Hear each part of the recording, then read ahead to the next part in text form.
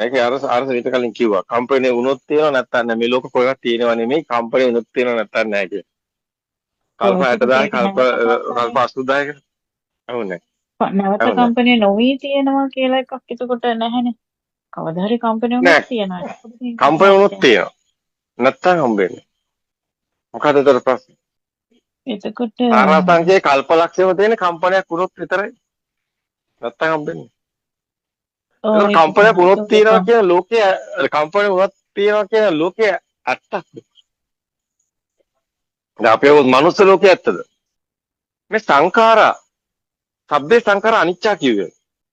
මේ සංකත සකස් වෙච්ච ඒවා ඇත්තක් නෙමෙයි කියන එක නේද? එතකොට මේ ඔව් ලෝකයේ ඇත්තක්ද? ශුන්‍යතෝ ලෝකෝ අවේකස්ස කිව්වේ.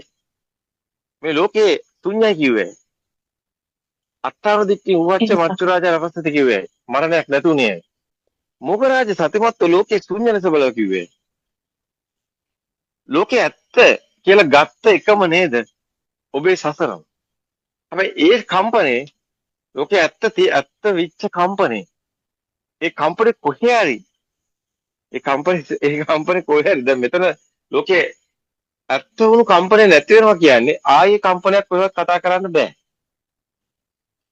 ඒ අකම්පිතේ බවට පත්වීම නැවතත් එවැනි අකම්පනයකට කොහෙවත් තරක් පනවන්න බෑ.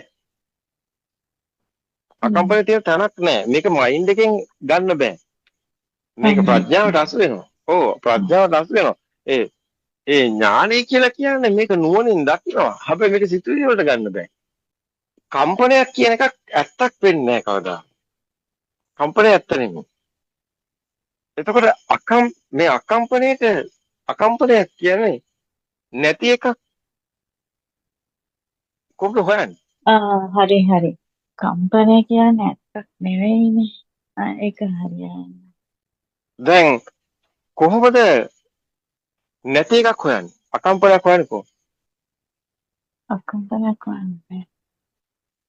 මේකේ ඇත්තම කිව්වොත් අකම්පනය කියලා එකක් ඇත්තටම කිව්වොත් අකම්පනය කියලා එකක් නෑ. කම්පනය තමයි අපිට හැමදාම ආයතනවලට අහුවෙන්නේ. ඒක නිසා අකම්පනයක් හොයන්න ක්‍රමයක් නෑ.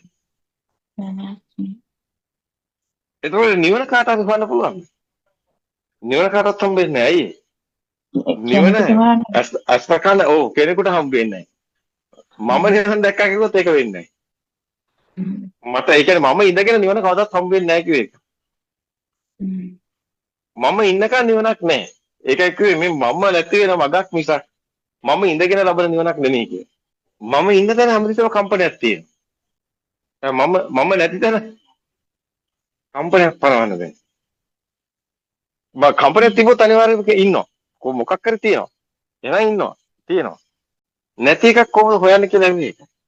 නැති එකක් හොයලා කාට හරි හම්බුනොත් ඒක නෙමෙයි. නැති එකක් නැති කෙනෙක් හොයනවා. සිත අභිභාවගෙන ගියාට පස්සේ මයින්ඩ් එක බ්ලාස්ට් වෙනවා. මයින්ඩ් එක බ්ලාස්ට් වෙලා ඊට පස්සේ හිතා ගන්න බෑ. ආනන්ද යනවා ඒ දිගින් දෙයට ගියා. ඒක ඇත්ත කතාව ඒක. ඒ නිසා තමයි ආරණ්‍යකට පොඩි කාලේ කියන්නේ ගැඹුරක්. ඇත්තට ස්කෝයර් කාලේදී ගැඹුර කියලා කියන්නේ. ඒ හේතුව තමයි. මේක මම ආශ්චර්යයි. ඒ නිසා තමයි අතන ආනන්ද කියන්නේ බුද්ධ ඥාන අචින්තන් කියන්නේ. අටේරිය වණිය වගේ කොළ තිබුණා. අතරගත්ත ටික විතරක් බුදුන් වහන්සේ පෙන්නවා. ඉතුරු ටික මුන්ට හිතන්න ගෝම් බෑ. හිතවල හැටි වෙන්නවා. ඊට පස්සේ කම්බරේ කියලා වෙන්නවා. ඊට පස්සේ කම්බරේත් නිවන කියලා වෙන්නවා නිකන් හිටියා. වැඩි ලෙසි. මොකුත් නොදන්න පුංචි දරුවා ඔය මොකක්වත් දන්නේ නැහැ. පුතේ මුන්ට පිස්සු පුතේ ඔය මොකක්වත් වැඩ නැහැ පුතේ මේ බලපිය මේ ඔක්කොම සිතුවිලි. ඔය මරණය කියලාත් හිතනවා ඉන්නවා කියලාත් හිතනවා ඉපදෙනවා කියලාත් හිතනවා. දිව්‍ය ලෝක කියලාත් හිතනවා නෙවෙයි කියලාත් හිතනවා ඔක්කොම සිතුවිලි. පුතේ කේල බලක් නැහැ කිව්වා. උන් ඔක්කොම පිස්සු ගුවා පුතා ඒක ගත්තා නම් හරියට හරි. පුතා නිකන් දකිනවා හරි. හැබැයි පුතා බැරි වෙලාව කිව්වොත් එහෙම එතකොට අර පෙර ආත්මය කියන්නේ පුතේ ඉවරයි. මං හිතුවේ තෝ සෝවන්නේ. ඇයි ඒ? දැන් ඉතින් කියපියකෝ නේද? මොකද්ද? සසරේ නම් ලොකු අය නිවන් දකින්න නැත්te මෙන්න මේක නිසා. ඒ කාලයක් තිස්සේ අහපු කෙප්පර ඇත්ත වෙලා ඒ කෙප්පර උඩ දැන් ඉන්නේ. දේව කොහොමද ඒවා පෙන්නන්නේ? එතකොට සිද්ධ වෙනවා මුල ඉඳන්ම කියන්නේ. එතකොට මේවා හැදෙන හැටි කියන්න වෙනවා.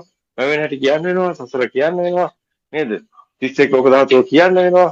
නේද? මේවා පෙර ආත්ම සකස් වෙන හැටි කියන්න වෙනවා. පෙර කම්පන නාකම්පන වෙන හැටි කියන්න වෙනවා. කම්පන සමාන වෙන හැටි කියන්න වෙනවා.